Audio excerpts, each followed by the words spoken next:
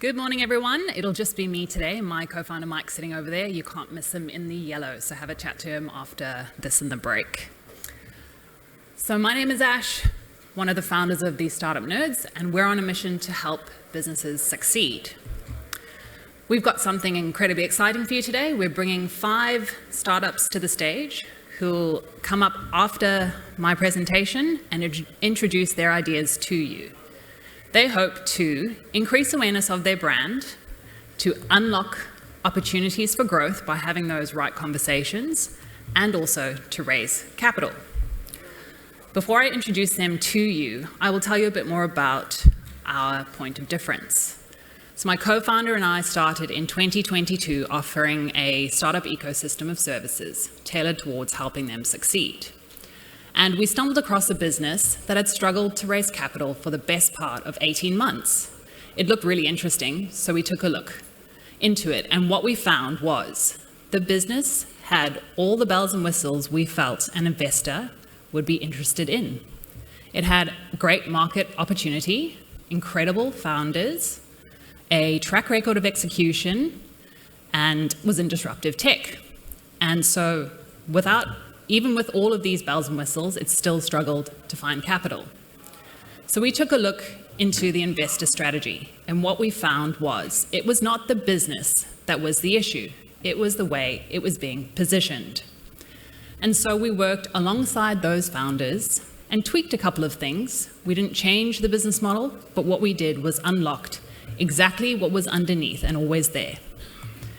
The outcome of this was the business was successfully funded in a seed round and is now on its way to generating $2 million of ARR just 6 months post-funding. An opportunity that would have been lost if it was not successful with its capital raise, and not only for the investors like you, but for the Australian economy. And so we work alongside founders, or the moral of the story is, great opportunities don't often go unnoticed because they lack potential, but because they aren't positioned effectively. And that is essentially what we do with our capital raising assistance. We help the founders to unlock their true potential. Now, before I introduce the startups to you, a bit of housekeeping on how to get in contact with us. So a couple of ways. You can scan the QR code on the screen and fill in your details. We've also got some flyers and business cards flying around in the exhibition hall.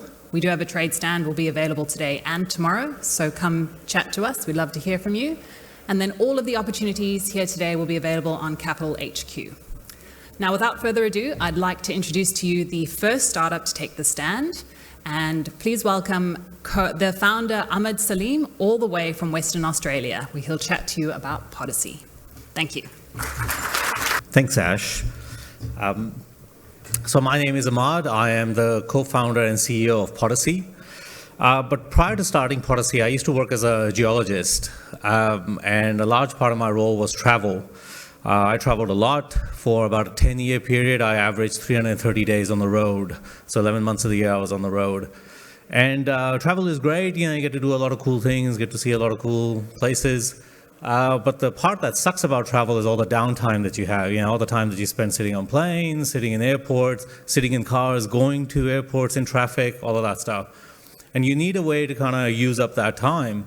And my companion during that time was listening to podcasts. So I listen to a lot of podcasts, If there's name a podcast, then I'll probably listen to it at some point. And here, let me just move on. And so podcasts are great because they've been this really exponentially growing kind of medium. So you're never lost for choice. There's you can look at the numbers on the board. There's 6 billion minutes of content on podcasts, and every year it grows exponentially. Every year there's about 250,000 new podcasts that come out every year. And so as this content has grown more and more, as a user, it's great. But it's created this problem where the discoverability of that content is getting harder and harder. So if I want to find new content, or even say I want to go back and rediscover the content that I already listened to, that's becoming harder and harder. And I'll give you an example. Like, say I listen to a podcast. It's usually an hour long. Some are several hours long. And in there, they had a 10-minute clip where they talked about, say, they told me a piece of trivia about Roger Federer, the tennis player. Now, if I wanted to go find that content again, the only way you can currently do it is you'd have to go search the podcast title. It's highly unlikely that they're going to name the podcast after the trivia piece of Roger Federer. Or the episode title, again, highly unlikely that you could find it using that. Or you could use the show notes. And that you can find things using show notes, but not every podcaster puts show notes. I was a podcaster and I never put any show notes on any of my episodes. All right, so how do you find this content? And what I found as a podcast listener was, at one point, how come there's not a Google for podcasts? Like, how couldn't I just go into a search engine and just type that little piece that I wanted to find, and it would just go find me that content or that little clip that I could just listen to? How come that doesn't exist? Imagine imagine you had to search websites, but all you could search for was just the address of the website. Like, that would be a really dumb way of searching. And so one thing I thought of is, like, maybe this is just a me problem, right? Maybe I'm the only one that has this problem. Maybe the market doesn't have this problem. And then you go look at the market of podcasts, and it's huge. So there are about 500 million active weekly podcast listeners. And this market is growing exponentially. The value of that market is growing as well. I mean, if you really think about what the value of podcasts is, the current US election kind of showed that, or how important they become as a source of media for a lot of people. So this wasn't a me problem. Maybe this was a we problem. Maybe there were other people, 500 million people that had the same problem as well. And so I always ask the question, why wasn't there a Google for podcasts? So I decided to build one, and that's Podacy. Podacy is effectively a search engine that allows you to search all the podcast content. So aside from just titles, it will search through the whole episode for any content that you want. And the way it does it is that we take an episode, say an hour-long episode, and then we break it into, using natural language processing and a few other AI tools, we break it up into the topics that people are talking about, and we create those into small clips. And then we tag them by those topics, and we tag them by who's talking as well. So now you can search through any podcast episode by the what, so what people are talking about, and the who, or who's talking at that same time. So now if I wanted to find that same clip about Roger Federer, all I have to search is trivia about Roger Federer. And if I remembered who was talking, I could just search for them, and it would go give me that clip. But then it would also give me all the other clips and all the other podcasts and episodes where they've talked about Roger Federer. And I could create a whole podcast, essentially, curate my own content about Roger Federer on all the podcasts that have occurred. And so we built this app. We just go back. So we built this app. It's out there now. It's live. And we built it for listeners as well as content creators. So if you're a listener and you want to find content, you go on the app and do it. You can use it free, or you can pay a subscription, and you can get a lot of other features. And the same as a content creator. And this is probably one of the first platforms that allows content creators to do this as well. So if you create your own podcast, you can put that content on our platform. We'll separate it into small clips, and you can go and then use it for social media marketing or whatever else you want to do to kind of increase your listener base. So as I mentioned, we're an app. We're already in the market. We started at the start of this year. Currently, we're the only app that allows this functionality. We're pre-revenue, so most of our users are still free, but at some point we'll start charging them. And so we completed a pre-seed round, and we've got pretty good feedback from VCs, mostly overseas. So we'll extend this round and we'll raise a bit more capital. And what we want to do with that capital is basically grow not just our team, but the app to aim to get to 1 million users, and also build more features out into it. Now, the obvious question that you should ask if you are a podcast listener is, how come Spotify doesn't do this, right? And that's a really good question, and I'd love to answer it, but I'm out of time. So if you'd like to come to the booth, the Startup Nerds booth, I will happily answer that question for you. Thanks a lot for listening to me. Cheers. Thanks very much, Ahmad. That's very interesting, and I'm an avid podcaster myself. The next startup to take the stage is a female founder, which is very exciting. They are looking to revolutionize the way we troubleshoot using our IT applications using AI. Please welcome Inshu Mishra from Bula. Yeah. Good day, everyone. Thank you for giving us your time to listen to us. And I am Inshu Mishra, founder and co-founder and CEO of Billier. BILIER is an acronym for Build Your Future. Future that we've all been talking about has long been lurking at the door, which is now standing right in front of us. AI. Everyone is talking about AI. But what are we going to do with AI in our respective industries? That is the question. So we at BILIER, we at BILIER are bridging the cloud skills gap by AI-driven expertise for maximizing the cloud ROI. The next question is, why? Why are we going to do this? So let me tell you an example from my experience. I have been consulting for 14 plus years as a technical architect in cloud ecosystem. Well, having worked as a technical architect in different geographies and solving multiple issues with the digital transformations that companies face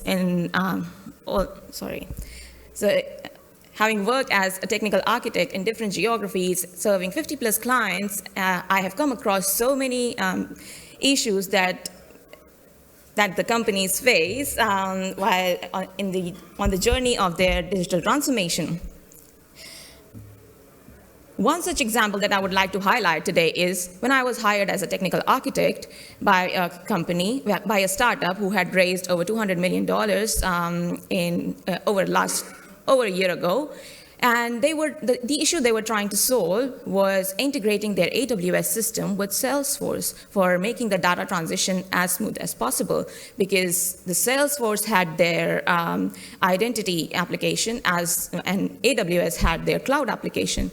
So the transition that was happening was storing the token in an intermediary database, which was highly unsecure, and they were trying to solve it to make it secure. In short, they were trying to get their customers sign into their application seamlessly and securely. It sounds simple, but given their architect, who was an AWS solution architect, who had little to no experience in Salesforce, the architecture was designed by him. 2 years later and $1 million later, it was finally fixed by me in 3 months. What I did was nothing but just advise them with my experience that Salesforce works in a different way. Fortunately, they had the luxury of affording that mishap, but 70% of the transformations fail, and companies potentially go bankrupt in doing so. So we did some digging to figure out businesses are investing heavily in cloud platforms like AWS, Microsoft Azure, Google, and Salesforce. Yet more than half struggle to realize the full business value from their cloud investments. In a global cloud computing market that is predicted to surpass $1.6 trillion by 2030, that is a critical skills gap and lack of timely expertise leave companies with underutilized technology, inefficiencies, and lost revenue opportunities. So there must be a better way. Our solution, our AI-powered platform bridges the cloud skills gap with a team of AI-powered agents that provides instant troubleshooting, strategic insights, and talent recommendations, empowering businesses to fully leverage their cloud platforms and maximize their ROI. How it works. How it works. You submit your query to solve, for example, the issue that we just discussed. You submit your query to solve the AWS app architecture with Salesforce Identity Solution. You receive an AI-powered insight. If that is not enough, you get to work with a human who is an expert in both the systems. When you get your desired outcome, our AI improves itself based on the knowledge shared in that session, making your next query resolution seamless for your team's enablement. Voila. Your idea to execution becomes almost instant, creating less tech debts and allowing you more time to do the actual business. Our AI is under development for no hallucination and verified data with active responses and decision-making capabilities, leveraging our specialized expert network, taking care of your data privacy and security compliance. Our ask is we need an initial investment of $2 million to accelerate the product development, expand the expert network, to invest in R&D and technology, to achieve our MVP and a go-to-market strategy to expand our product footprint. So here we are, Sean, Deepthi, and I, available all day today and tomorrow to answer your questions and concerns. We are a team of 3 technology leaders on this journey of helping businesses build their future on AI, on artificial intelligence, powered by the most intelligent species, that is humans. Thank you. Thank you very much, Inshu. Our next presenter is coming from an industry which I know we all love, and that's real estate, but not just any real estate, it's commercial, and add that with prop tech. So I'm sure you'll all be interested to hear from Andrew Brown, formerly known as Brownie, of Lease Suite Technologies. Good morning, everyone. Thank you, Ash, from the Startup Nerds. My name's Andrew Brown. I'm the CTO and co-founder of Lease Suite.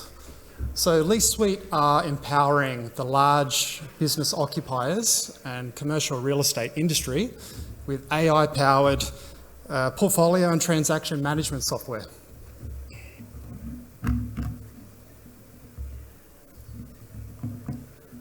Here we go. We are giving you the control to take control of your commercial real estate. And we're doing that through technology which seamlessly connects in lease and facilities management, lease procurement, portfolio management, financial reporting, occupancy analysis, and energy management. So what problem are we solving? On the macro industry level, there is a severe lack of investment when it comes to commercial real estate tech versus the residential tech, which I think everyone in this room would probably agree on.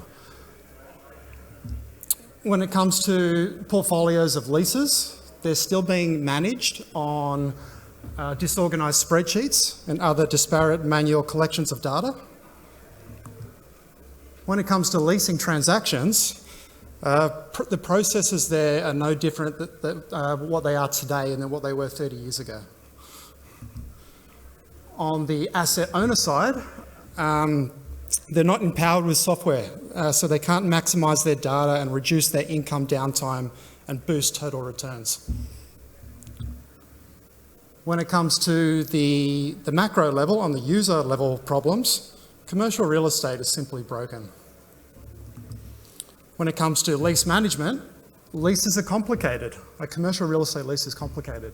It's not a set and forget document, and it's filled with booby traps. So if you miss a key date or event, this can have major financial consequences. When it comes to the transactional side, occupiers lack that insight and control on how they actually do transactions. Key data can be missed, misunderstood, which can lead to slow, expensive deals being completed, or you can miss out on options. As for the asset management side, when it comes to small funds, REITs, and family office investors, they simply lack the systems to effectively understand their leasing pipelines and investment performance. Our solution, Lease Suite. So we're enabling and empowering all the participants in the commercial real estate ecosystem. We're 3 products. Lease Suite Premises, which is portfolio management software for the occupiers, which provides rapid access to lease data to make better decisions. Lease Suite Procure, which is AI-powered transaction software that slashes that project delivery time and costs. This product doesn't have any peer in the market, so we're getting real traction on this second product. Our third product, Lease Suite Portfolio, for asset management for building owners, bringing investors closer to the data that increases their income and total returns. So what's the long-term vision of Lease Suite? Well, like I've mentioned, we've got 3 products, Two of those products are in market, being Premises and Procure. Our third product for the portfolio for the landlords and the family-owned will be available, and MVP will be available at the end of this year. So these products essentially will be profitable in their own right. And we'll add other products and other spin-off products to this ecosystem that we're creating, where it be agents will connect into this. There'll be fit out and construction, so forth, make good. Again, building an ecosystem here. And then with time, with data, and with just building trust, essentially what we're doing is building a marketplace here, which is the longer term vision. So a future marketplace solution is really enabling those tenants and the landlords to engage and to transact faster and a lot cheaper. And then with further innovation, I mean, AI-powered predictive modelling can be done. Matchmaking for leasing transactions and adopting smart contracts and getting into blockchain technologies. Our market traction and investment plans. We're closing the final 300K on a seed version 2 round. We've raised 2.6 million, so we have runway secured into 2026. On top of that also, we are eligible for the R&D rebates, so about approximately 300K on top of that, which also gives us further runway. We have 2 products in market, Lease Suite Premises and Lease Suite Procure, which I've already highlighted.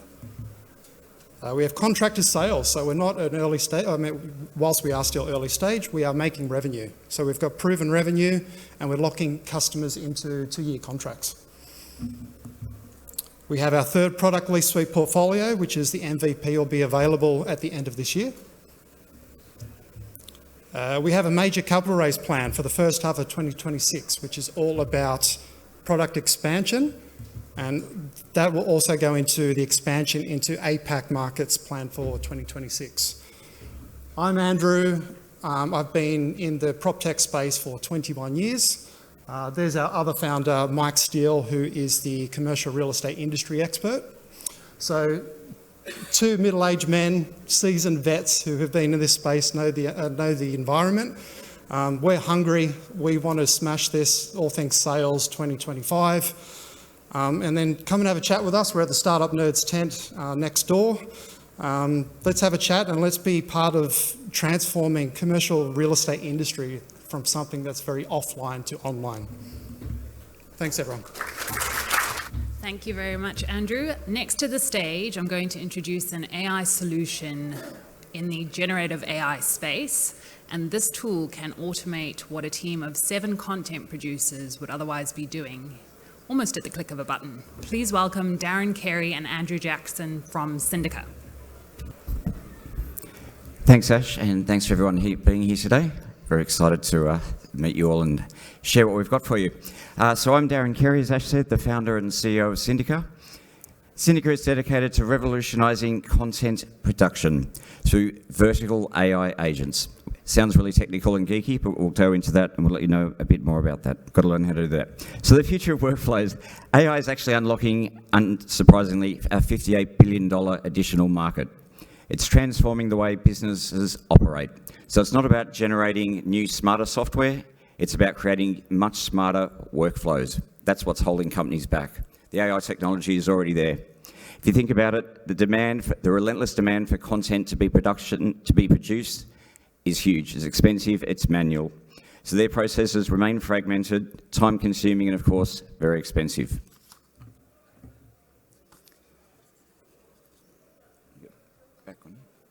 So let's talk about the problem and how we actually came about it. And this is really interesting for me, and I hope that this penetrates with you.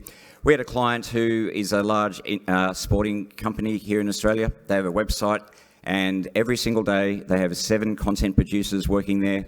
They go to all of the sporting associations' websites in the morning, in the afternoon when news is released. They get those stories, they download them, they rewrite them in their own little tone of voice for their brand. Then they've got to change it for whether it goes up on a website, whether it goes up on their social media, whether it goes on any platforms.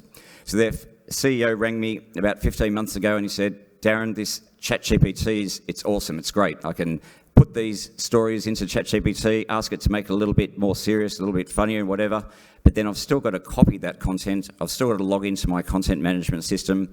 I've still got to go and change that content or ask ChatGPT to change it again for the social media, for Facebook.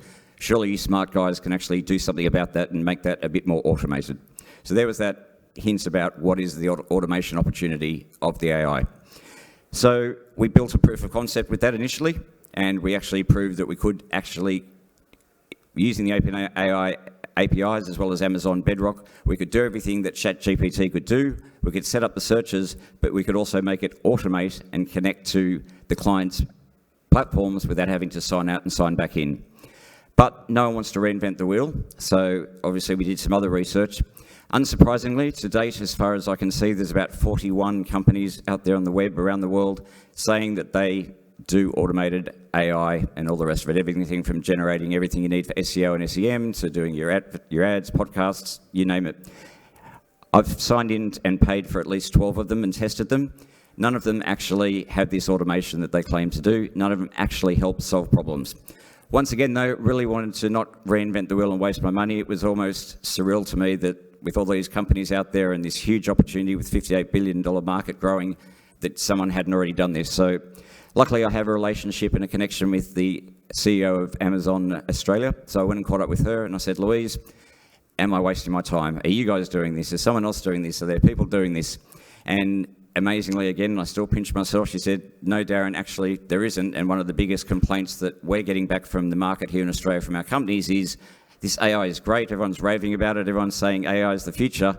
But how can we use it? How's it actually going to save us money? How's it going to make it more efficient?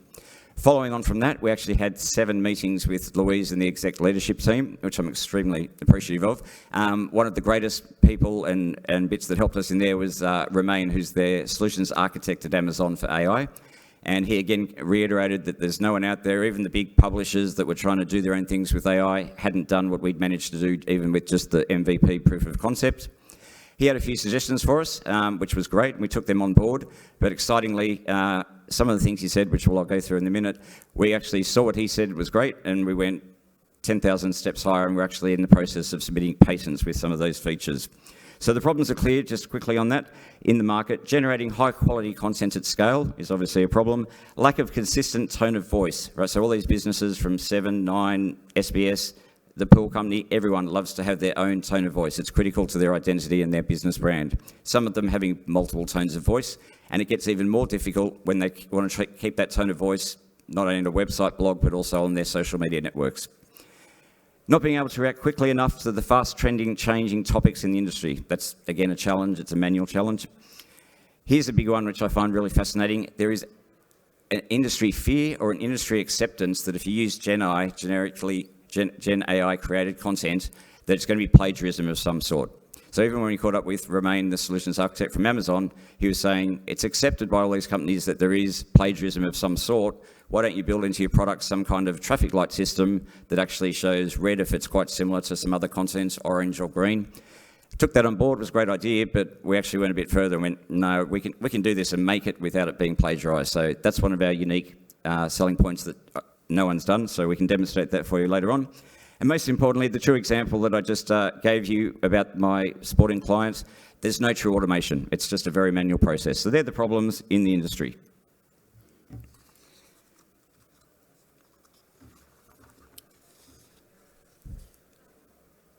So let's talk about the solution and what Syndica does. We'd like to demonstrate for you if you get a chance later on, but Syndica finds, collates the relevant articles, research trends and topics, so you can literally put in all the search keywords. You can say must include, should include, very, very flexible, easy to use from that side.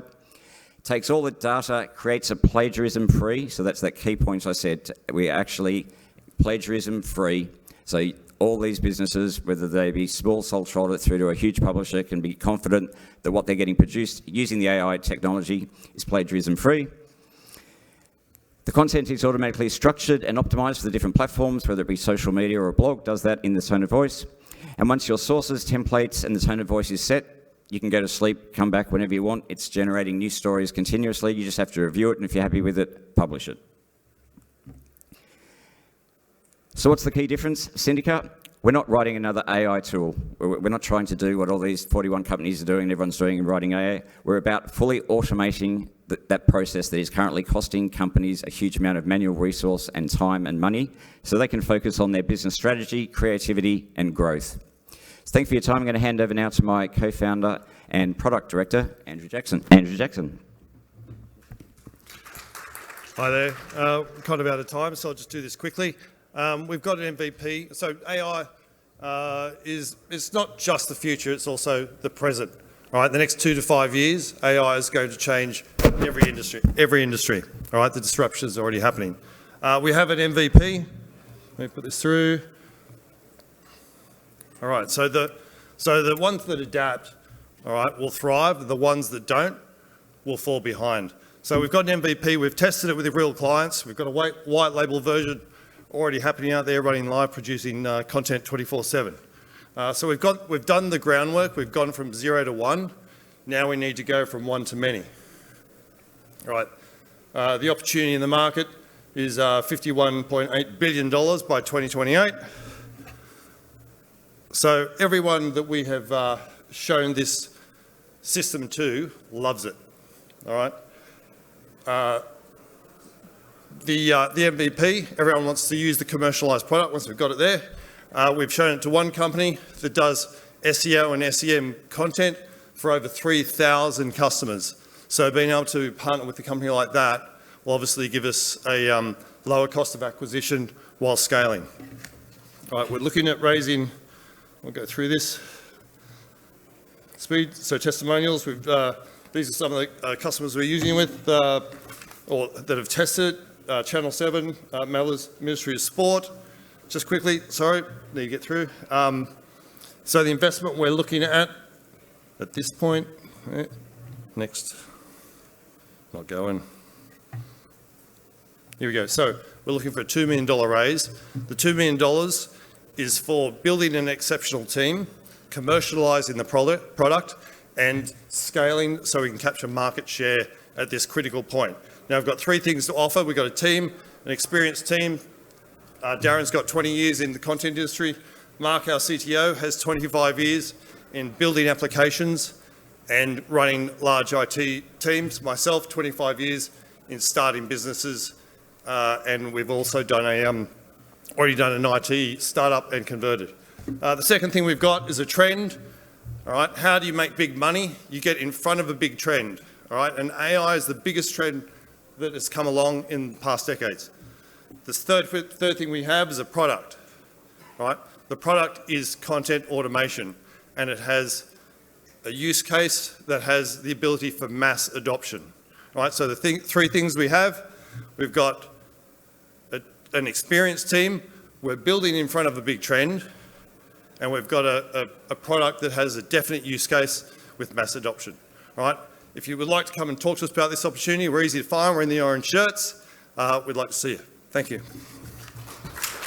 Thank you very much, Syndicate team. And last but not least, I'd like to introduce to you Freddie Lindvall, who's going to introduce a concept that if we think about blockchain, crypto, or let's think about crypto as a concept. We've created now a currency effectively out of nothing. Well, let's look at something like data and why. Think big here for the opportunity in the future. Potentially we can commoditize data. So please welcome Freddie to the stage from Me2B. Hey, we're Me2B. We are building a massive marketplace. We're building a massive data hub on scale, an app filled with hyper-personalized data, and of course, it's powered by AI. I'm Freddie. I am a Swedish-Australian tech entrepreneur. I'm a third-time founder. I have successful previous exits, and I'm the co-founder and CEO of Me2B.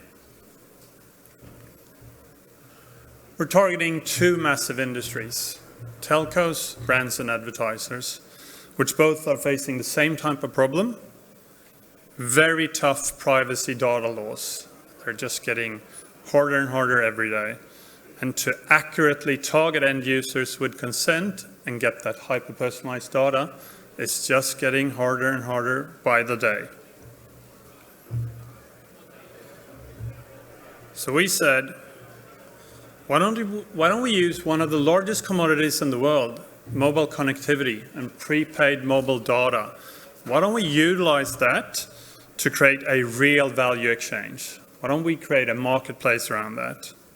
So meet Maya. Maya is one of 6 billion users that tops up her phone on average 2.3 times per month.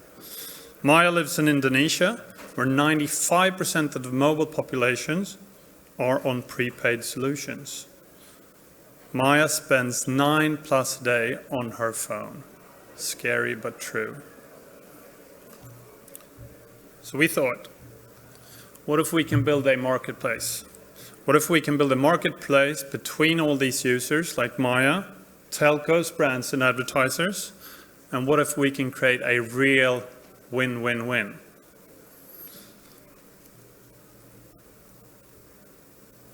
So the concept is pretty straightforward. Maya goes into our app, she purchases prepaid mobile data. With consent, she shares all her preferences and all her personal data. The telcos, the brands, and the advertisers, they get access to all that data, all of her preferences, and with consent. And in return, they give Maya extra mobile data and tangible rewards. And Me2B, well, we sit in the middle and earn revenue from potentially billions of monthly transactions.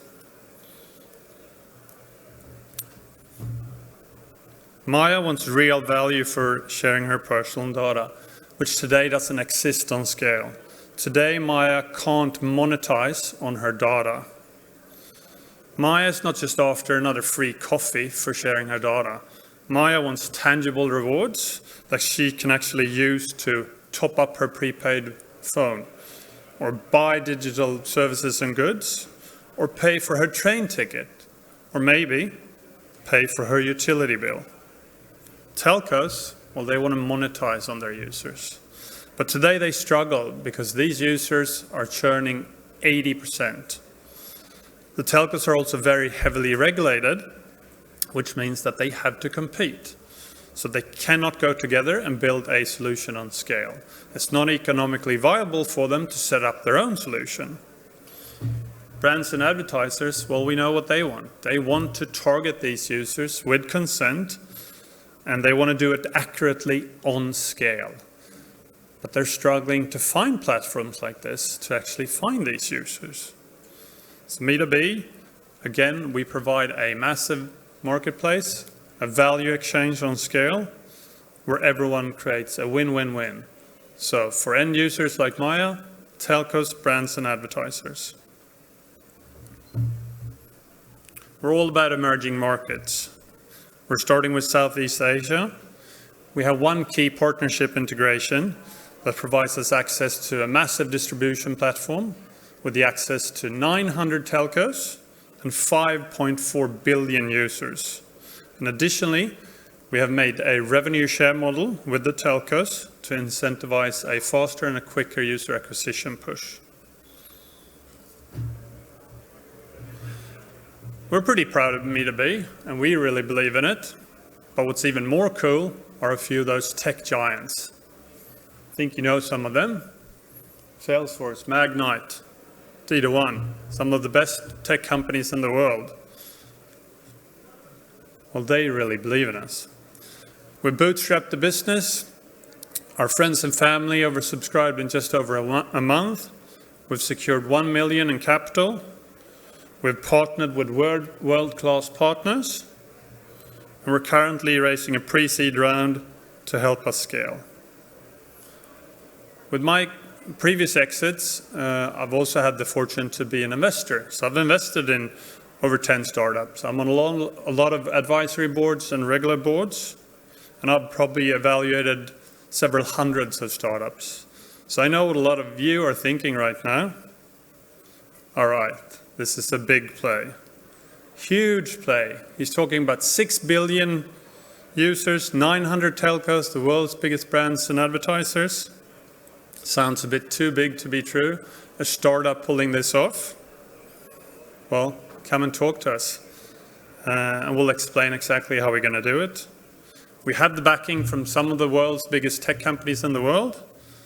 They believe in us, so maybe so will you. Thanks for taking the time to listen. Thank you very much, Freddie, for closing us out. And that concludes the Startup Nerds today. So thank you very much to the presenters. Thanks to the audience for your attention. And lastly, thank you to Wholesale Investor for giving us and these startups the opportunity. We wouldn't be here today on stage without you. Thanks.